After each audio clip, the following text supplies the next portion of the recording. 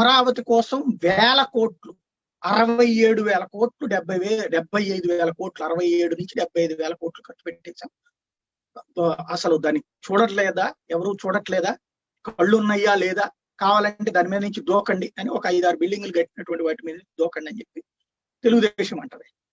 తర్వాత కొంతమంది నాయకులు 25,000 కోట్లు పెట్టారు. ఇటు వైసీపీ ఏం చెప్తే 67,000 కోట్లకి టెండర్లు పిలిచారు. అక్కడ కట్టినటువంటి అయితే ఆ 4-5 బిల్డింగ్లకు వాటికి కూడా డబ్బులు కట్టలేదు అని.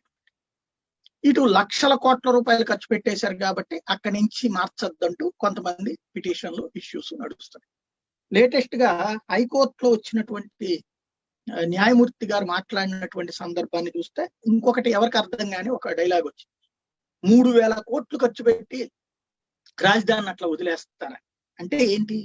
రాజధానికి ఖర్చు పెట్టింది 3,000 కోట్ల, 10,000 కోట్ల, 30,000 కోట్ల, 70,000 కోట్ల, 1,00,000 కోట్ల? ఎవరు చెప్పరు. 3,000 కోట్లు అయితే కేంద్రం ఇచ్చిందే 2,500 కోట్లు. అంటే రాష్ట్రం ఖర్చు పెట్టింది 500 కోట్లేనా?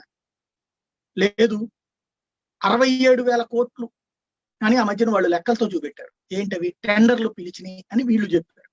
అంటే 3,000 కోట్లు ఖర్చు పెట్టి 64,000 కోట్లకి టెండర్లు పిలిచి వెళ్ళిపోతే అది కిలోమీటర్ 40 కోట్ల రూపాయలు పెట్టి రోడ్లు వేసేటువంటిది అయితే అది రాష్ట్ర ప్రజల ప్రయోజనాలను ఉద్దేశించినటువంటి అంశం అవుతుందా?